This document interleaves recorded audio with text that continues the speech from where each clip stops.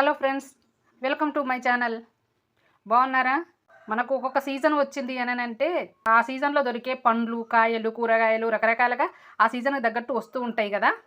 మనకు ఇప్పుడు ఈ సీజన్లో మనకి మామిడికాయలు వస్తుంటాయి కదా. మామిడికాయ సీజన్ కదా, ఇప్పుడు మామిడికాయలు వస్తూ ఉంటాయి. ఈ మామిడికాయలతో నేను మామిడికాయ సాంబారు చేస్తున్నా. మనం చింతపండు వేసుకుంటాం కదా, చింతపండు బదులు మామిడికాయ వేసుకుంటే ఆ పులుపు అన్నది మామిడికాయలో ఉంటుంది కాబట్టి ఆ పులుపు వస్తుంది, మళ్ళీ టేస్ట్ కూడా చేంజ్ అవుతుంది. అందుకే ఈరోజు నేను మామిడికాయ సాంబార్ చేస్తున్నా. ముందుగా మనము కందిపప్పు, చూడండి కందిపప్పు ఒక చిన్న గ్లాసుడు తీసుకున్నా. అయితే ముఖ్యంగా గుర్తుంచుకోవాల్సింది ఏంటంటే మామిడికాయ చింతపండు తీసుకున్నప్పుడు కందిపప్పు కొంచెం ఎక్కువగా పడుతుంది. ఎందుకంటే చింతపులుసు పలచగా ఉంటుంది కదా, కాబట్టి పప్పు కొంచెం ఎక్కువ పడుతుంది. మామిడికాయ వేసేటప్పుడు మాత్రము కొంచెం పప్పు తక్కువ తీసుకోవాలి. ఎందుకంటే ఇది ఉడకబెట్టి మనము గుజ్జు తీసుకోవటం వల్ల ఏమైతే గుజ్జు చిక్కదనం అన్నది పప్పులోకి వచ్చేస్తుంది కాబట్టి పప్పు సాంబార్ అనేది బాగా చిక్కబడిపోతుంది. అందుకనే పప్పు కొంచెం ఇంతంత తక్కువ తీసుకోవాలి. ఒక 2 స్పూన్ల మందం తక్కువ తీసుకుంటే సరిపోతుంది. అందుకనే నేను తీసుకున్నా. ఇక చూడండి కందిపప్పు, ఇది కుక్కర్లో వేసి కడిగేసి మంచిగా బాగా కడిగేసి నానబెట్టుకొని పప్పు ఉడికించి పక్కన పెట్టేసుకుందాము. అలాగే ఈ మామిడికాయను కూడా మనము చెక్కు తీసుకొని దీన్ని ఉడికించేసి గుజ్జు చేసి పక్క పెట్టేసుకున్నాక ఈ కూరగాయలు చూడండి, ఇంట్లో నాకు ఈ కూరగాయలు ఉన్నాయి. ఈ కూరగాయలు తీసుకున్నాను. మనము సాంబార్కు తాలింపు వేసేద్దాము.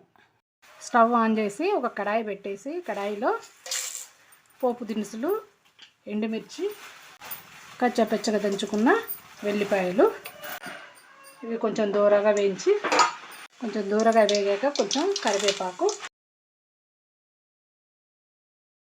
అలాగే కొంచెం అల్లం, కొంచెం ఉప్పు, కొంచెం పసుపు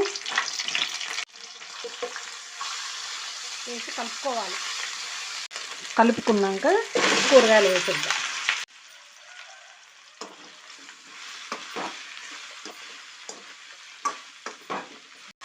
ఒక 5 నిమిషాలు మగ్గనిద్దాం. మూత పెట్టేస్తే మగ్గిపోతుంది. మెత్తగా మగ్గింది కదా, చూడండి మంచిగా మగ్గిపోయినాయి కూరగాయలు. ఇప్పుడు ఇందులో కొంచెం కారం కొంచెం తినేదాన్ని బట్టి వేసేసుకోండి. పచ్చిమిర్చి ఎలా వేసాం కదా, కొంచెం కారం తక్కువ వేసుకుంటే బాగుంటుంది. 1 నిమిషం మూత పెట్టేసిద్దాం.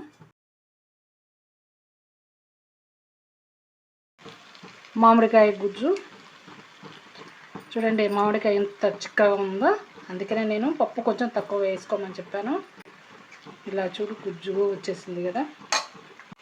అలాగే ఉడికిచ్చి రుబ్బి పెట్టుకున్న కందిపప్పు, ఇందులో కొన్ని నీళ్లు వేద్దాము. మీరు అవసరాన్ని బట్టి నీళ్లు వేసుకోండి. చిక్కగా తినే వాళ్ళైతే కొంచెం వేసుకోండి, పలచగా తినే వాళ్ళైతే కొన్ని నీళ్ళు ఎక్కువ వేసుకోండి. కరివేపాకు ఇలాగే కొమ్మలతో వేసేస్తే కమ్మటి వాసన వస్తుంది. కొద్దిసేపు మరగనిద్దాము.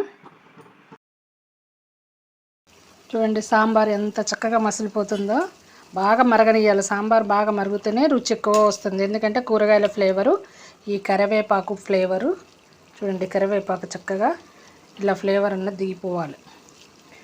అప్పుడు సాంబార్ బాగా రుచిగా వస్తుంది, టేస్టీగా ఉంటుంది, కమ్మగా మంచిగా సాంబార్ తింటూ ఉంటే తినాలనిపించే విధంగా ఉంటుంది. ఒక 5-10 నిమిషాలు మరగనివ్వాలండి. మరగనిస్తేనే బాగుంటుంది. ఇందులో నేను కొంచెం మెంతి పొడి వేస్తున్నాను. ఈ మెంతి పొడి ఎందుకు అనంటే కొంతమందికి పప్పు సాంబార్ తినేస్తే కడుపులో ఉబ్బరంగా కొంచెం అరగకపోవడం ఉంటుంది కదా, అలాంటిది ఏదన్నా ఉంటే పోతుంది. కొద్దిసేపు ఇలాగే ఇంకో 2 నిమిషాలు మరగనిద్దాము. సాంబారు మసిలిపోయింది బాగా. ఎంత చిక్కగా ఉందో చూడండి. ఇలా చక్కగా ఉంటే మంచిగా రుచి వస్తుంది, టేస్టీగా గుమగుమలాడుతుంది కదా.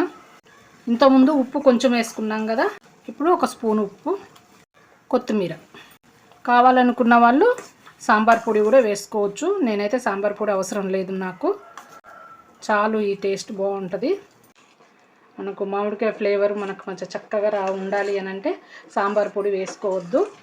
గుమగుమలాడే మామిడికాయ సాంబారు రెడీ. మా ఛానల్ని సబ్స్క్రైబ్ చేసుకోండి, లైక్ చేయండి, కామెంట్ చేయండి. Thank you.